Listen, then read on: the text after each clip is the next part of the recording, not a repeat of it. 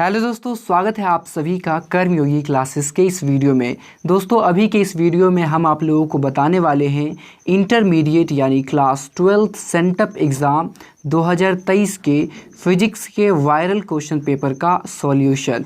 दोस्तों इस वीडियो में हम आपको फिजिक्स के ओरिजिनल यानी कि वायरल जो क्वेश्चन पेपर है उसका ऑब्जेक्टिव के आंसर की को आप लोगों को बताने वाले हैं। तो आप लोग इस वीडियो को ध्यानपूर्वक अंत तक देखिएगा और सभी प्रश्नों को याद कर लीजिएगा। देखिए इस बार भी आपको टोटल 70 ऑब्जेक्टिव क्वेश्चन जो है सो देखने को मिलेगा, जिसमें से आपको केवल और केवल 35 सवाल का ही जवाब देना है। तो चलिए हम आपको बताते हैं। आप लोग इस वीडियो को एक लाइक का बटन जरूर दबा दीजिएगा और चैनल पर पहली बार आए हैं तो चैनल को सब्सक्राइब भी कर लीजिएगा। तो देखिए पहला क्वेश्चन है आपके सामने के निम्नलिखित में कौन संबंध सही है। तो इस क्वेश्चन का जो राइट आंसर हो जाएगा दोस्तों वो ऑप्शन नंबर ए हो जाएगा कि यानी कि vector E is equals to vector F upon Q। Option number A इस क्वेश्चन का राइट आंसर हो जाएगा। चलिए आगे बढ़ते हैं। दूसरा प्रश्न देख लीजिए। दूसरा प्रश्न कह रहा है कि विद्युत फ्लक्स का एसआई मात्रक है। तो देखिए विद्युत फ्लक्स का जो एसआई मात्रक होता है वो होता है volt metre. Option number C इस क्वेश्चन का राइट आंसर हो जाएगा। तीसरा प्रश्न देख लीजिए कि संबंध Q is equals to NE में निम्नलिखित में n का कौन सा मान जो है कि संभव नहीं है। तो देखिए आधा या फिर पॉइंट में जो होता है मान वो नहीं होता है, इसलिए इसका right answer option number D हो जाएगा, यानी कि n का मान जो है 4.2 नहीं होने वाला है। चलिए आगे देखते हैं। चौथा प्रश्न देख लीजिए, कह रहा है कि पदार्थ की प्रतिरोधकता के लिए निम्नलिखित में कौन सही है। तो इस क्वेश्चन का जो राइट आंसर हो जाएगा 4 नंबर का वो ऑप्शन हो जाएगा ए, यानी कि rho is equals to RLA। Option number A इस क्वेश्चन का राइट आंसर हो जाएगा। 5 नंबर क्वेश्चन देख लीजिए कि जब किसी वस्तु को आवेशित किया जाता है तो उसका द्रव्यमान क्या होता है। तो देखिए बढ़ भी सकता है या फिर घट भी सकता है, यानी कि जब हम धनावेशित करेंगे तो वस्तु का जो है द्रव्यमान घट जाएगा और हम जब ऋणावेशित करेंगे तो क्या हो जाएगा, वस्तु का द्रव्यमान जो है सो बढ़ जाएगा। यानी कि यहाँ पर पूछ रहा है आवेशित तो बढ़ भी सकता है घट भी सकता है। इस क्वेश्चन का right answer option number C हो जाएगा। चलिए आगे देखते हैं। छठा प्रश्न देखिए। छठा प्रश्न कह रहा है कि विद्युत आवेश का क्वांटम ESU मात्रक में होता है। तो देखिए इस क्वेश्चन का जो राइट आंसर हो जाएगा दोस्तों ऑप्शन नंबर बी हो जाएगा 4.78 × 10⁻⁻10। इस क्वेश्चन का राइट आंसर हो जाएगा ऑप्शन नंबर बी। आगे देखिए 7 नंबर क्वेश्चन के किसी सूक्ष्म विद्युत द्विध्रुव के मध्य बिंदु से r दूरी पर विद्युत विभव समानुपाती होता है। तो इस क्वेश्चन का राइट आंसर हो जाएगा दोस्तों ऑप्शन नंबर सी, यानी कि 1/r² के समानुपाती होता है। ऑप्शन नंबर सी इस क्वेश्चन का राइट आंसर हो जाएगा। चलिए आगे देखते हैं। आगे देखिए 8वां प्रश्न के विभव प्रवणता बराबर होता है। तो इस क्वेश्चन का right answer option number C हो जाएगा dV/dx। ऑप्शन नंबर सी जो है 8 नंबर का राइट आंसर हो जाएगा। 9 नंबर क्वेश्चन देखिए कि निम्नलिखित में कौन सदिश राशि है। तो सदिश राशि जो है दोस्तों वो हो जाएगा ऑप्शन नंबर सी में दिया गया है विद्युत क्षेत्र की तीव्रता। ये क्या है, तो सदिश राशि है। चलिए आगे देखते हैं। आगे देखिए 10वां प्रश्न कह रहा है कि यदि किसी खोखले गोलीय चालक को धन आवेशित किए जाए तो उसके भीतर का विभव क्या होगा। तो उसके भीतर का जो विभव होता है दोस्तों वो हो जाता है आपका धनात्मक एवं समरूप हो जाता है। ठीक है, तो इस क्वेश्चन का right answer option number B हो जाएगा। चलिए आगे देखते हैं हम लोग। आगे देखिए 11वां प्रश्न है कि यदि प्रतिरोध R तथा धारिता C हो तो RC का जो विमीय सूत्र होगा वो क्या हो जाएगा। तो विमीय सूत्र हो जाएगा m⁻0 l⁻0 t⁻−1। Option number C इस क्वेश्चन का राइट आंसर हो जाएगा। आगे देखिए 12वां प्रश्न के C1 बराबर है 2μF और C2 बराबर है 4μF के दो संधारित्रों को श्रेणी क्रम में जोड़ा जाता है और संधारित्र के सिरों के बीच का विभवांतर होगा। यानी कि उनके सिरों के बीच जो है तो 1200 वोल्ट का विभवांतर आरोपित किया जाता है। तो 2μF वाले संधारित्र के सिरों के बीच का विभवांतर कितना हो जाएगा, तो 800 वोल्ट हो जाएगा। ऑप्शन नंबर डी इस क्वेश्चन का राइट आंसर हो जाएगा। चलिए आगे देखते हैं। आगे देखिए 13 नंबर क्वेश्चन के एक आदर्श एमीटर का प्रतिरोध होता है। तो एक आदर्श एमीटर का जो प्रतिरोध होता है दोस्तों वो होता है 0। ऑप्शन नंबर ए होगा, यानी कि आइडियल जो होता है उसका आइडियल एमीटर का जो प्रतिरोध होता है वो क्या होता है, 0 होता है। आगे देखिए 14 नंबर, आवेश के पृष्ठ घनत्व का मात्रक क्या होता है? तो आवेश के पृष्ठ घनत्व का जो मात्रक होता है वो होता है coulomb metre. Option number B में दिया गया है, राइट आंसर ऑप्शन बी हो जाएगा। आगे बढ़ते हैं 15 नंबर क्वेश्चन देखिए कि विद्युत परिपथ की शक्ति होती है। तो देखिए विद्युत परिपथ की जो शक्ति होती है वो होती है V² के इक्वल। ऑप्शन नंबर डी इस क्वेश्चन का राइट आंसर हो जाएगा। आगे देखिए 16 नंबर क्वेश्चन के व्हीटस्टोन ब्रिज का व्यवहार किया जाता है। तो व्हीटस्टोन ब्रिज का जो व्यवहार किया जाता है यानी कि उसका उपयोग किया जाता है वो किया जाता है प्रतिरोधों के मापने में। ऑप्शन नंबर डी इसका राइट आंसर हो जाएगा। चलिए आगे देखते हैं। आगे देखिए 17 नंबर प्रश्न के विद्युत परिपथ के किसी बिंदु पर मिलने वाली सभी धाराओं का बीजगणितीय योग कितना के बराबर होता है? तो इस क्वेश्चन का राइट आंसर ऑप्शन नंबर ए हो जाएगा कि 0 के बराबर यानी कि 0 के इक्वल हो जाता है। ऑप्शन नंबर ए इसका राइट आंसर होगा। आगे देखिए 18 नंबर प्रश्न के टेंजेंट गैल्वेनोमीटर अधिकतम सुग्राही होता है जब विक्षेपण यानी कि विक्षेप कोण कितना होता है? तो जब विक्षेप कोण जो है सो इसका राइट आंसर होगा ऑप्शन नंबर डी यानी कि जब विक्षेप 4 यानी कि π/4 होता है तब टेंजेंट गैल्वेनोमीटर का अधिकतम सुग्राही हो जाता है। ऑप्शन नंबर डी इस क्वेश्चन का राइट आंसर होगा। चलिए आगे देखते हैं। आगे देखिए 19 नंबर प्रश्न के किसी चालक के संवहन वेग Vd तथा आरोपित वेग क्षेत्र विद्युत क्षेत्र E के बीच संबंध क्या होता है? तो इनके बीच जो संबंध होता है दोस्तों वो हो जाता है Vd जो है सो समानुपाती हो जाता है E के। ऑप्शन नंबर बी इसका राइट आंसर होगा। आगे देखिए 20 नंबर प्रश्न के पानी का प्रावैद्युत स्थिरांक कितना होता है या फिर प्रावैद्युतांक जो होता है वो 80 होता है।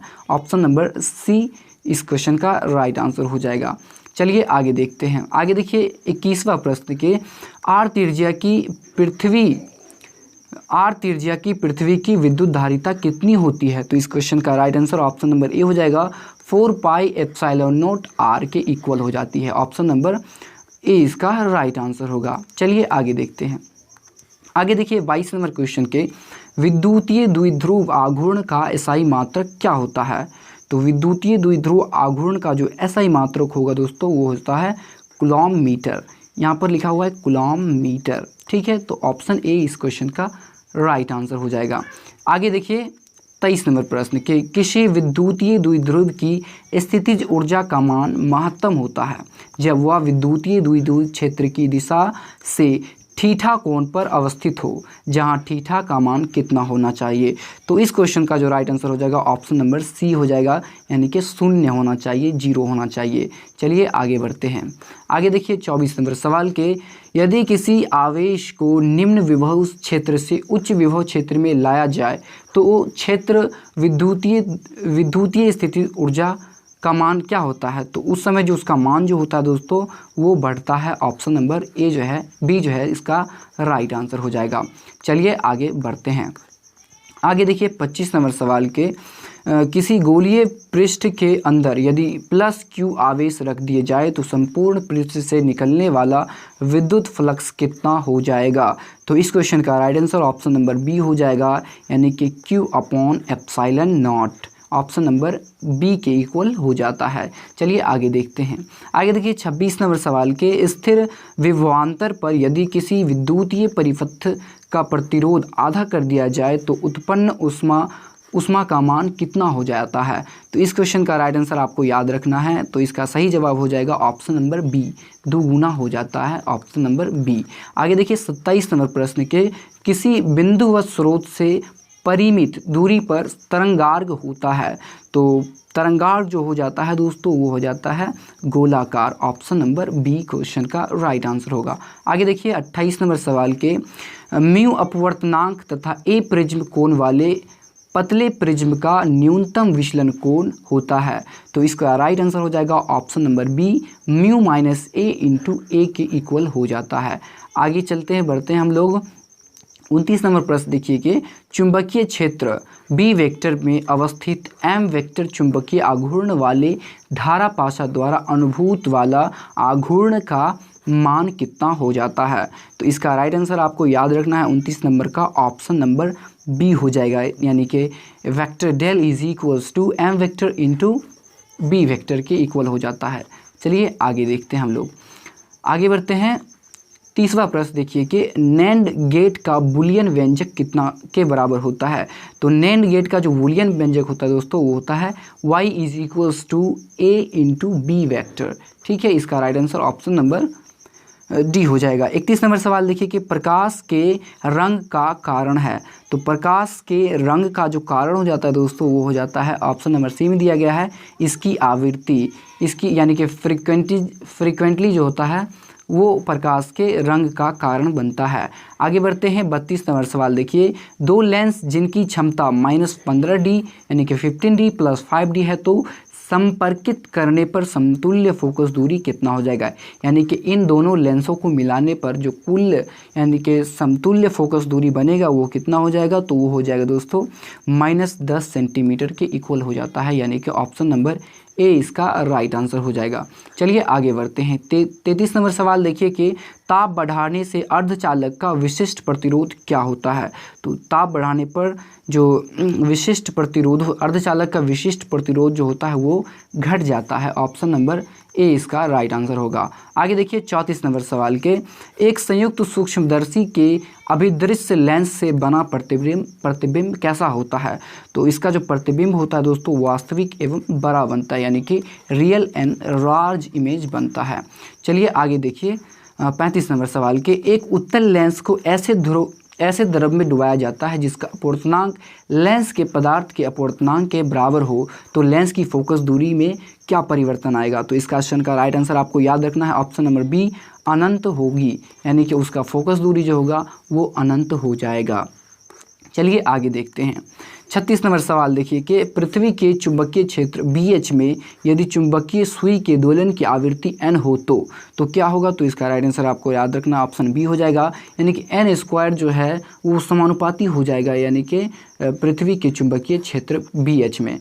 ठीक है, इस क्वेश्चन का राइट आंसर आपको बी याद रखना है। चलिए आगे बढ़ते हैं 37 नंबर सवाल देखिए कि सामान्य समायोजन के लिए खगोलीय दूरदर्शक की आवर्धन क्षमता कितनी होती है। तो इसका right answer option number C हो जाएगा -FE/F0, यानी कि ऑप्शन नंबर सी इसका राइट आंसर होगा। चलिए आगे बढ़ते हैं 38 नंबर सवाल देखिए कि सूर्य के प्रकाश का स्पेक्ट्रम जो होता है वो होता है कैसा होता है। तो इस क्वेश्चन का राइट आंसर आपको याद रखना है काली रेखा का स्पेक्ट्रम होता है, ऑप्शन नंबर सी इसका राइट आंसर हो जाएगा। 39 नंबर सवाल देखिए कि जितने समय में किसी रेडियो सक्रिय पदार्थ का परिमाण अपने प्रारंभिक परिमाण से आधा हो जाता है उसे कहते हैं, तो उसे हम लोग कहते हैं दोस्तों अर्ध आयु, ऑप्शन नंबर ए इसका राइट आंसर होगा। चलिए आगे देखिए 40 नंबर सवाल के, किसी प्रत्यावर्ती परिपथ में धारा I 5 cos omega t ampere तथा वोल्टता V जो है हमारा दिया गया है 200 sin ओमेगा t वोल्ट है, तो परिपथ में शक्ति का कितना हानि हो जाएगा। तो इस क्वेश्चन का right answer option number D होगा, यानी कि कुछ भी हानि नहीं होने वाला है, यानी कि शून्य हो जाता है। चलिए आगे देखते हैं। आगे देखिए 41 नंबर सवाल के, चुंबकीय प्रेरण का मात्रक है। तो चुंबकीय प्रेरण का जो मात्रक होता है वो होता है वेबर/मीटर², ऑप्शन नंबर बी इसका राइट आंसर होगा। आगे है 42 नंबर, ताप्त तार आमीटर मापता है प्रत्यावर्ती धारा का, तो क्या मापता है। तो इस क्वेश्चन का right answer option number C होगा, यानी कि मूल औसत वर्ग धारा को मापता है। चलिए आगे देखते हैं। आगे देखिए 43 नंबर सवाल के, त्वरित आवेश उत्पन्न करती है। तो त्वरित आवेश जो उत्पन्न करती है वो करती है विद्युत चुंबकीय तरंग। तो इस क्वेश्चन का right answer option number D होगा। आगे देखिए 44 नंबर, किसी विद्युत चुंबकीय विकिरण की ऊर्जा 13.2 keV है, तो यह विकिरण किस क्षेत्र से संबंधित है। तो ये जो है विकिरण संबंधित है दोस्तों वो आपका एक्स किरण से संबंधित है, ऑप्शन नंबर बी जो है राइट आंसर हो जाएगा। चलिए आगे देखते हैं। किसी विद्युत चुंबकीय विकिरण, ये तो हम बता चुके हैं। आगे बढ़ते हैं। आगे देखिए 45 नंबर है, दूरदृष्टि दोष को दूर करने के लिए प्रयुक्त लेंस होता है। तो दूरदृष्टि दोष को दूर करने वाला जो लेंस होता है वो होता है उत्तल लेंस, हमारा ऑप्शन नंबर बी जो है राइट आंसर हो जाएगा। 46 नंबर प्रश्न देखिए कि मानव नेत्र की विभेदन क्षमता मिनट में कितना होता है। तो मिनट में जो होता है दोस्तों वो होता है 1, option number A is right answer. चलिए आगे देखते हैं। आगे देखिए 47 नंबर, किसी नमूना की परमाणु संख्या Z तथा परमाणु द्रव्यमान A है तो इसके न्यूक्लियस में न्यूट्रॉन की संख्या कितनी हो जाएगी। तो इस क्वेश्चन का right answer option number D हो जाएगा कि A माइनस जेड के इक्वल हो जाता है। आइए देखिए 48 नंबर प्रश्न, चुंबकीय द्विध्रुव आघूर्ण की एक सदिश राशि है जो निर्दिष्ट होती है तो दक्षिण से उत्तर ध्रुव की ओर निर्दिष्ट होती है। ऑप्शन नंबर बी इसका राइट आंसर हो जाएगा। चलिए आगे बढ़ते हैं। आगे देखिए 49 नंबर प्रश्न कि 1 फैराड बराबर कितना होता है। तो 1 फैराड बराबर जो होता है दोस्तों वो होता है 1 C इनवर्स V के बराबर। ऑप्शन नंबर सी इस क्वेश्चन का राइट आंसर होगा। चलिए आगे देखते हैं। आगे देखिए 50 नंबर सवाल के चुंबकशीलता यानी कि म्यू के लिए निम्नलिखित में कौन संबंध सही है। तो इस क्वेश्चन का जो राइट आंसर हो जाएगा ऑप्शन नंबर ए होगा, यानी कि mu is equals to B upon H. चलिए आगे देखते हैं हम लोग। आगे देखिए 51 नंबर क्वेश्चन के विद्युत चुंबकीय तरंग के संचरण की दिशा होती है। तो इसकी जो दिशा होती है दोस्तों वो होता है B vector into E vector के समांतर होता है इसका दिशा। आगे देखिए 52 नंबर सवाल के विद्युत विभव बराबर क्या होता है। तो विद्युत विभव बराबर होता है W upon Q. Option B जो है इसका राइट आंसर हो जाएगा। 53 नंबर सवाल देखिए कि प्रकाश वर्ष किस भौतिक राशि का मात्रक है। तो प्रकाश वर्ष जो है दोस्तों वो है आपका दूरी का मात्रक, ठीक है। बड़े बड़े दूरी को मापने के लिए प्रकाश वर्ष का हम उपयोग करते हैं। 53 का ऑप्शन नंबर बी होगा। आगे देखिए 54 नंबर सवाल के हाइड्रोजन परमाणु में इलेक्ट्रॉन का न्यूनतम कक्षीय कोणीय संवेग कितना होता है। तो इसका जो कोणीय संवेग जो होता है दोस्तों वो हो जाता है H/2, यानी कि ऑप्शन नंबर बी जो है राइट आंसर हो जाएगा। चलिए आगे देखिए 55 नंबर सवाल के प्रकाश का व्यतिकरण निम्नलिखित में से किस भौतिक राशि के पुनर्वितरण के कारण होता है। तो इस क्वेश्चन का जो राइट आंसर हो जाएगा दोस्तों 55 नंबर का वो हो जाएगा ऑप्शन नंबर बी, तीव्रता का है। चलिए आगे बढ़ते हैं। आगे देखिए 56 नंबर सवाल के बोर का आवर्ती शर्त होता है। तो बोर का जो आवर्ती शर्त है वो है दोस्तों आपका ऑप्शन नंबर ए में दिया गया है कि E1 माइनस E2 जो है HV के इक्वल होता है। ऑप्शन नंबर ए इसका राइट आंसर होगा। आगे बढ़ते हैं हम लोग। 57 नंबर प्रश्न है कि प्रकाश में साबुन का बुलबुला रंगीन प्रतीत होता है। तो ये किस कारण से होता है। तो ये जो होता है दोस्तों वो होता है प्रकीर्णन के कारण से। ऑप्शन नंबर बी इसका राइट आंसर हो जाएगा। चलिए आगे देखते हैं। 58 नंबर देख लेते हैं पहले। 58 नंबर क्वेश्चन है कि प्रकाश की किरण जब एक माध्यम से दूसरे माध्यम में जाती है तब उसके मोड़ने की क्रिया को हम कहते हैं तो अपवर्तन कहते हैं। ऑप्शन नंबर ए में दिया गया है। चलिए आगे देखते हैं। आगे देखिए 59 नंबर सवाल के नाभिकीय अभिक्रिया में संरक्षित भौतिक राशियाँ हैं। तो नाभिकीय अभिक्रिया में जो संरक्षित भौतिक राशियाँ होती है वो होती है इनमें से सभी, यानी कि रेखीय संवेग भी, कोणीय संवेग भी या फिर कुल आवेश भी। ये जो है सभी जो हैं संरक्षित भौतिक राशियाँ हैं। आगे देखिए 60 नंबर सवाल के प्रकाश तंतु संचार निम्न में से किस घटना पर आधारित है। तो ये जो है दोस्तों वो पूर्ण आंतरिक परावर्तन के आधार पर आधारित है, ठीक है। तो इसका राइट आंसर ऑप्शन ए होगा। आगे देखिए 61 नंबर सवाल के निम्न में से कौन सी किरणें चुंबकीय क्षेत्र के द्वारा विक्षेपित नहीं होती है।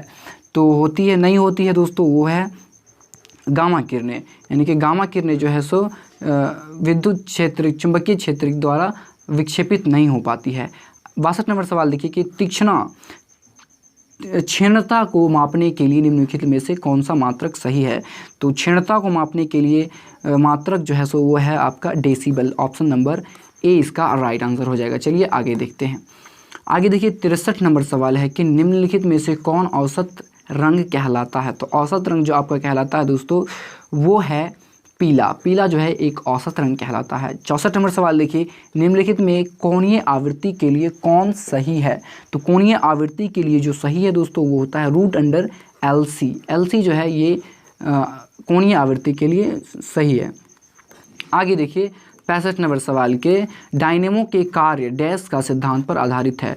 तो डायनेमो किस आधार पर कार्य करता है। तो इसका राइट आंसर ऑप्शन नंबर ए हो जाएगा विद्युत चुंबकीय प्रेरण यानी इलेक्ट्रोमैग्नेटिक इंडक्शन के आधार पर कार्य करता है। चलिए आगे देखते हैं। 66 नंबर सवाल आपके सामने है कि प्रतिवर्ती धारा परिपथ में यदि धारा I एवं वोल्टेज V के बीच कालांतर जो है फाई हो तो धारा का वाटहीन घटक होगा। तो धारा का वाटहीन घटक जो हो जाएगा दोस्तों वो आपका ऑप्शन नंबर ए में दिया गया है, यानी I sin phi. Option number A इसका राइट आंसर हो जाएगा। आगे देखिए 67 नंबर सवाल है कि आयाम अधिमिश्रण में अधिमिश्रित सूचनांक होता है। तो सूचनांक जो हो जाता है दोस्तों वो आपका ऑप्शन नंबर बी में दिया गया है, 0 तथा 1 के बीच हो जाता है। 68 नंबर सवाल देखिए अर्धचालक में विद्युत चालकता का कारण है। तो अर्धचालक में जो विद्युत चालकता का कारण होता है वो होता है इलेक्ट्रॉन एवं छिद्र दोनों। ऑप्शन नंबर सी इसका राइट आंसर हो जाएगा। चलिए आगे देखते हैं। आगे देखिए 59 नंबर सवाल की प्लांक नियतांक की विमा है। तो प्लांक नियतांक की जो विमा हो जाती है दोस्तों आपका ऑप्शन नंबर बी में दिया गया है, L के पावर 2 इंटू टी के पावर -1 के इक्वल हो जाता है। ऑप्शन नंबर बी इस क्वेश्चन का राइट आंसर हो जाएगा। आगे देखिए 70 नंबर सवाल के किसी धातु से तापायनिक उत्सर्जन समानुपाती होता है। तो उस समानुपाती हो जाता है दोस्तों T² के। तो T² के समानुपाती हो जाता है। ऑप्शन नंबर बी इस क्वेश्चन का राइट आंसर हो जाएगा। तो दोस्तों अभी के इस वीडियो में हमने आपको फिजिक्स के 70 ऑब्जेक्टिव क्वेश्चन का आंसर बता दिया है। इसके अगले वीडियो में आपको सब्जेक्टिव का भी आंसर की बताने वाले हैं। तो आप इस चैनल को सब्सक्राइब जरूर कर लीजिएगा और इस वीडियो को लाइक भी ज़रूर कर लीजिएगा। तो मिलते हैं आपको इसके अगले वीडियो में, तब तक के लिए धन्यवाद।